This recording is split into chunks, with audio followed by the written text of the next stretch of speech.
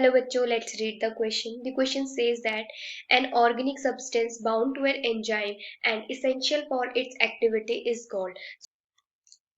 First option is apoenzyme, second option is isoenzyme, third option is coenzyme and fourth option is holoenzyme. ठीक है, सो हमें इस question में पूछा गया है कि यहाँ पर कौन सा एंजाइम, ठीक है, कौन सा एंजाइम होगा इसका आंसर, यानी कि क्वेश्चन है एन ऑर्गेनिक सब्सटेंस जो कि बाउंड होता है एंजाइम के साथ और एक इसेंशियल होता है फॉर इट्स एक्टिविटी। ठीक है, तो हम वो कौन सा एंजाइम होगा, तो यहाँ पर हमें एंजाइम बताना है। ठीक है, सो यहाँ पर सबसे पहले अगर हम बात करें फर्स्ट एंजाइम की, जो कि हमारा एपोएंजाइम। बेसिकली जो एपोएंजाइम होते हैं ये प्रोटीन पार्ट होते हैं, they are protein part of enzyme, part of enzyme. क्योंकि जो एंजाइम होते हैं, बेसिकली जो एंजाइम होते हैं वो क्या होते हैं, वो एक बायो कैटलिस्ट होते हैं, बायो कैटलिस्ट होते हैं, यानी कि ये क्या करते हैं, ये कैपेबल होते हैं, they are capable in chemical reaction. ठीक है, केमिकल रिएक्शन। एंड यहाँ पर सबसे पहला जो एंजाइम है वो एक प्रोटीन पार्ट होता है एंजाइम का। नेक्स्ट अगर हम बात करें सेकेंड ऑप्शन की, सो सेकेंड ऑप्शन है हमारा आइसो एंजाइम। आइसो एंजाइम क्या होता है, इसका ये एक मेजर फंक्शन होता है आइसो एंजाइम का, ये क्या करता है, कंट्रोल करता है। आइसो एंजाइम मेजर फंक्शन क्या होता है इसका, iso enzyme control of metabolic activities. ठीक है, यानी कि ये जो मेटाबॉलिक एक्टिविटीज होती हैं उनको कंट्रोल करता है, किसकी, ऑफ द सेल की, ऑफ द सेल, जो कि किसके अंडर होते हैं, जो कि डिफरेंट डिफरेंट मेटाबॉलिक के अंडर होते हैं।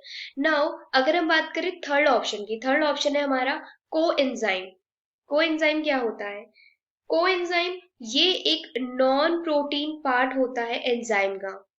Coenzyme is the non protein part of enzyme. ठीक है, और ये साथ ही साथ क्या करता है, यानी कि अगर हम बात करें यहाँ पे जो हमारा एपोएंजाइम है, एपोएंजाइम एंड प्लस कोएंजाइम, ठीक है, इनसे मिलकर क्या होता है, इनसे मिलकर बनता है हमारा होलो एंजाइम। ठीक है, यानी कि जो एपोएंजाइम होता है ये क्या होता है, प्रोटीन पार्ट होता है, जो कोएंजाइम होता है ये नॉन प्रोटीन पार्ट होता है, और जो हमारा होलो एंजाइम होता है, बेसिकली होलो एंजाइम क्या होता है, ये एक फंक्शनली एक्टिव एंजाइम होता है। ठीक है, इट इज ए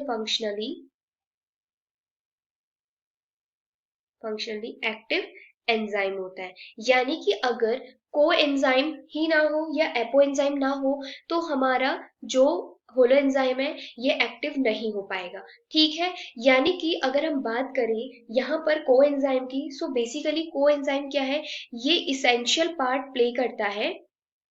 सो ये क्या है, एक तरीके का एंजाइम है जो कि क्या होता है, इसेंशियल होता है, इसेंशियल फॉर इट्स एक्टिविटी।